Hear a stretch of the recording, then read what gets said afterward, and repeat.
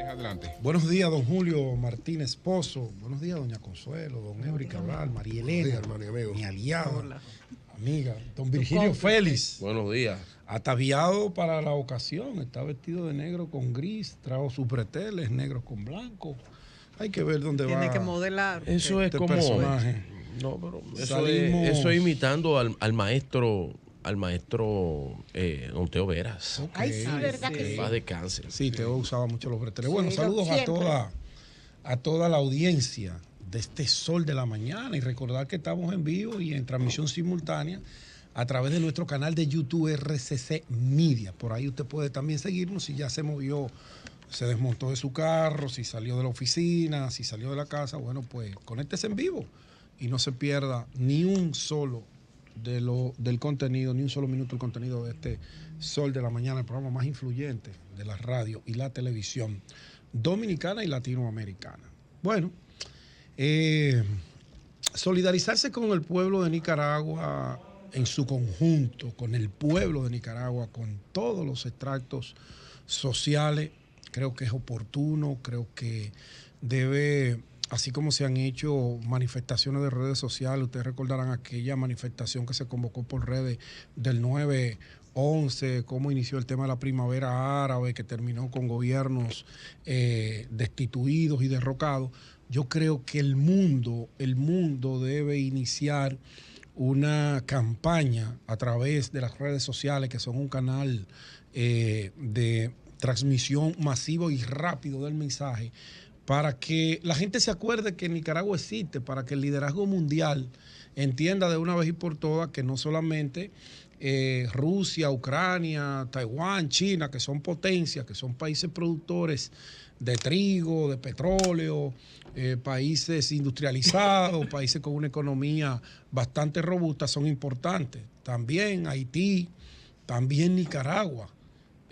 Son países que deben importar al mundo. Vivimos en un mundo globalizado, vivimos en un mundo interconectado, vivimos en un mundo en donde esa globalización nos ha empujado a la socialización y al intercambio humano, al intercambio de bienes y servicios, a la solidaridad internacional.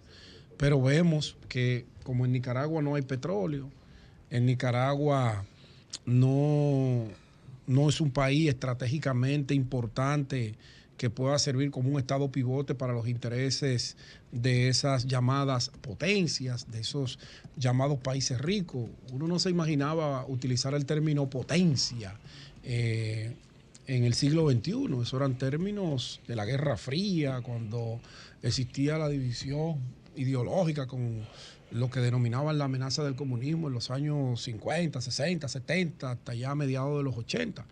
No, uno esperaba ya otras terminologías, pero todavía hay mentes retrógradas que tienen la oportunidad de alcanzar el poder y luego de que la alcanzan, si eran retrógradas ahí, entonces la multiplican por 20 y se ponen locos. Y se ponen locos porque de verdad que lo que está pasando en Nicaragua es una locura. Ya el gobierno de Nicaragua, si se le puede llamar gobierno, el gobierno familiar, la dictadura familiar, la monarquía del presidente dictatorial Daniel Ortega, que ha llegado a un punto de inflexión en donde no solamente la gente se está muriendo de hambre porque no hay un aparato productivo que pueda sacar a la cara y generar empleos y riqueza para sus conciudadanos. No. Ya no se respeta ni siquiera la iglesia. La iglesia, que es un poder universal, que es un poder intermedio en el equilibrio de la gobernanza, la fe, que mucho que ayuda cuando los gobiernos y los países están en medio de crisis, el Papa, los sacerdotes, los obispos, la feligresía con sus oraciones, todo eso ayuda. Mucha gente puede creer o no creer, pero yo creo que sí, que el rol de la Iglesia Católica es 100% más positivo que negativo. Lo negativo yo creo que no existe. Existen, bueno, algunos desmanes, algunas conductas inapropiadas de miembros y eso es parte de la vida humana. Pero ese régimen intolerante de Daniel Ortega penetrar a la sede, al símbolo de la Iglesia Católica en su país, sacar los esposados y llevarlos presos y armarle un expediente. Vergüenza. Yo creo que ya eso es intolerable. Yo creo que eso el mundo no lo debe permitir. Usted se preguntará, ¿qué se puede hacer? Bueno, ya no estamos en los tiempos en que las invasiones, cuando un dictador de turno se ponía loco, Estados Unidos iba y en segundo lo montaba en un helicóptero, en un avión, lo sacaba del gobierno y se lo llevaba y le ponía un traje mamey en una cárcel de Estados Unidos.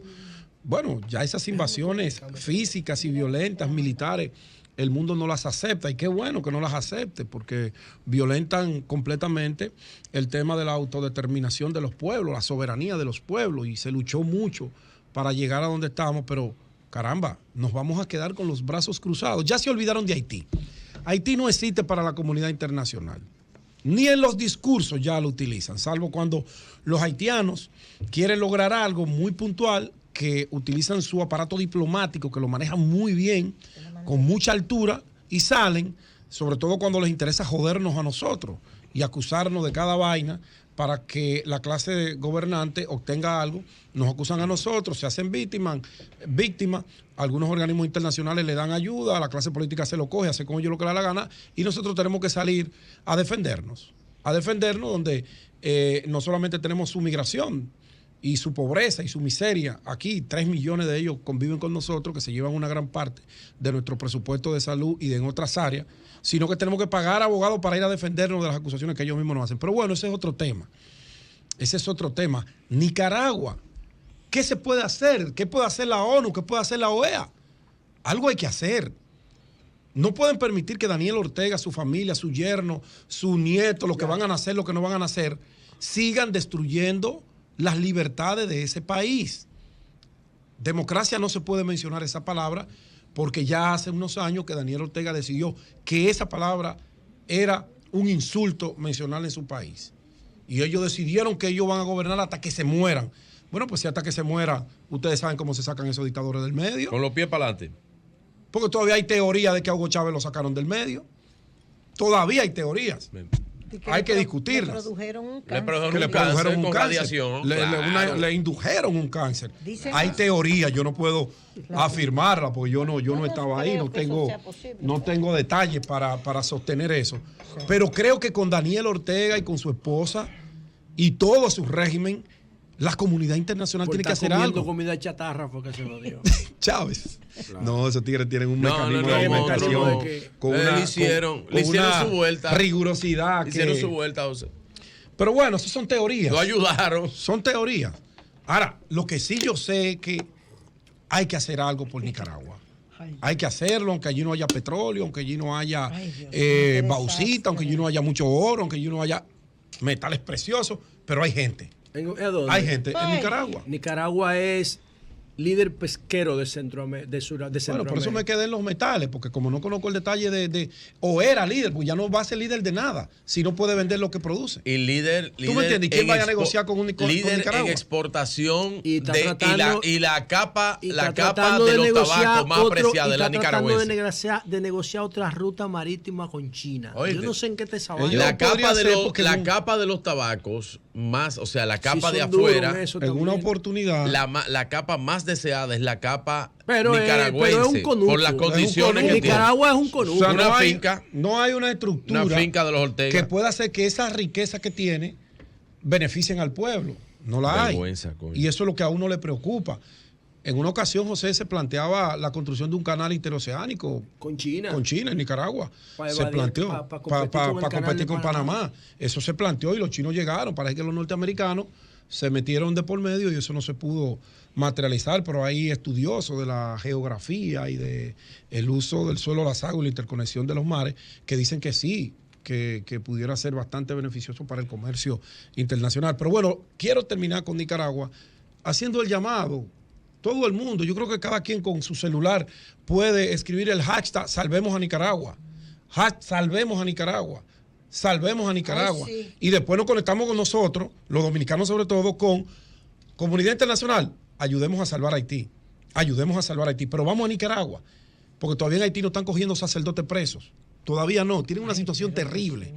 Allí. No, en Haití los sacerdotes lo que están haciendo es traficando almas. ¿Los sacerdotes? Ay, sí, agarraron otro ayer. No, ya van dos. No, es el mismo, el contable de la iglesia episcopal. Cierro con Nicaragua. Está recibiendo las armas. Esos son de los que le hacen daño a las instituciones. Así es. De los malos, poquitos que toman el escenario y se hacen ver como la mayoría. Y después dijeron, es este.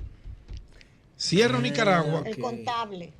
Y vengo aquí al territorio, al terruño nuestro, República Dominicana, porque luego de la propuesta del CONEP, ustedes me corregirán, creo que es la primera vez que el sector empresarial pone el tema de la necesidad de un aumento salarial. Casi siempre hay que combinarlos y obligarlos para que acepten los pedidos de los sectores sindicales. Ustedes me corregirán, creo que es la primera vez, y eso dice mucho de la nueva clase empresarial que está llevando la batuta en este momento. Eso es importantísimo, eso hay que valorarlo, porque no es criticar lo que se hacía, es valorar que lo que se haga ahora sea bueno, y eso es bueno.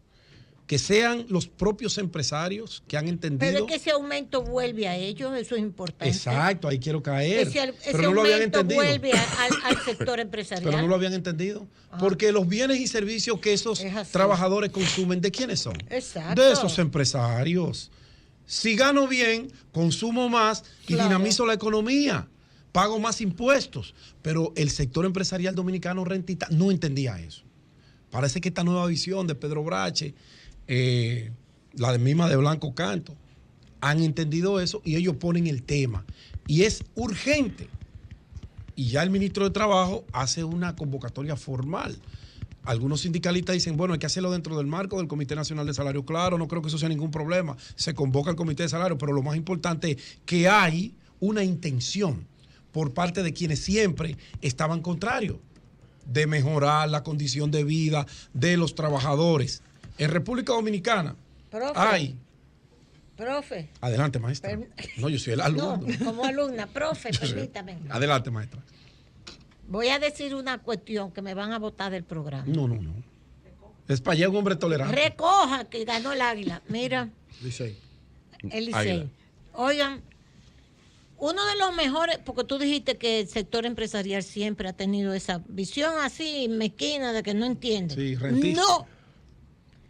Uno de los mejores dirigentes del sector empresarial se llama Lisandro Macarrulla.